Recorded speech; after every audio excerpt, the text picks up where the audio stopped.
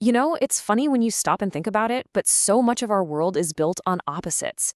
We've got up and down, hot and cold, forward and backward. But these aren't just words, are they? They're directions.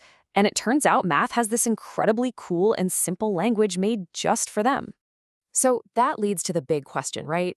We use numbers to count stuff all the time, but can they do more? Can a number all by itself actually show you which way you're going? Can it tell you if you're gaining something or losing something? Well, that's exactly what we're going to dig into. Okay, first up, let's just take a quick look at the world around us. Really think about it for a second. You turn right or you turn left. You deposit money or you withdraw it. You climb up a hill or you hike down into a canyon. Our world is just full of these push and pull situations. Temperature is a perfect example. You've got the blistering heat of a desert, and then you have the bone-chilling cold of a glacier. Now, they're both measuring the same thing, temperature, but they are going in completely opposite directions from some middle point. To describe that properly, you need more than just a number. You need a sign. And it's not just temperature, right? You see this pattern literally everywhere. Up versus down, an increase versus a decrease. All these pairs are really just about moving away from a starting point, but in two totally different directions. So, how does math handle all this? Well, it turns out there's a really elegant and simple system for it. And the answer, my friends, is a set of numbers called integers. Now, this group includes all the positive whole numbers we know and love, their negative mirror images, and, of course, zero, sitting right there in the middle. They're the perfect tool for describing these kinds of situations. It's a really simple idea, but it's so powerful. Positive numbers, that's anything bigger than zero. Think of it as a gain, a rise, a step forward. And negative numbers, they're everything less than zero.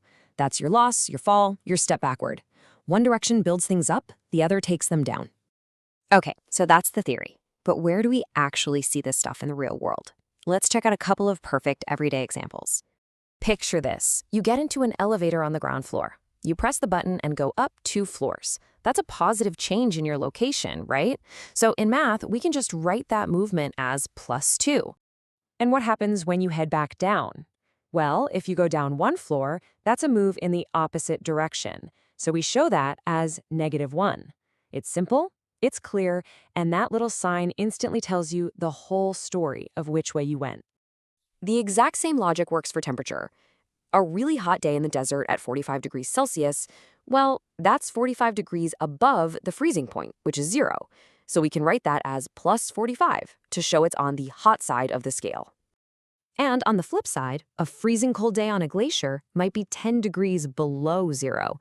So we write that as -10. That little minus sign is a quick, unmistakable signal that we're talking about the cold side of 0. Okay, so we know what integers are, and we know why they're so useful. But what about the nitty-gritty? What are the rules for actually writing and saying them? Turns out it's incredibly straightforward. The rule is actually dead simple.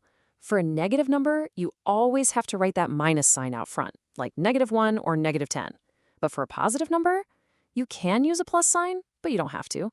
So 2 and +2 mean the exact same thing. If there's no sign, we just assume it's positive. And how do you say it? Just like our wise little friend here is pointing out, you just say the word negative right before the number. So -1 is said as -1. See? Easy as that. So what's the big takeaway from all this? Integers are so much more than just numbers for homework. They are an awesome tool that gives numbers direction and meaning. They let us describe everything from our bank account to the weather with way more detail than we could otherwise. And that brings us to a final thought for you. Now that you know what to look for, where else do you see positive and negative numbers at work? Think about a bank statement, sports statistics, or even sea level.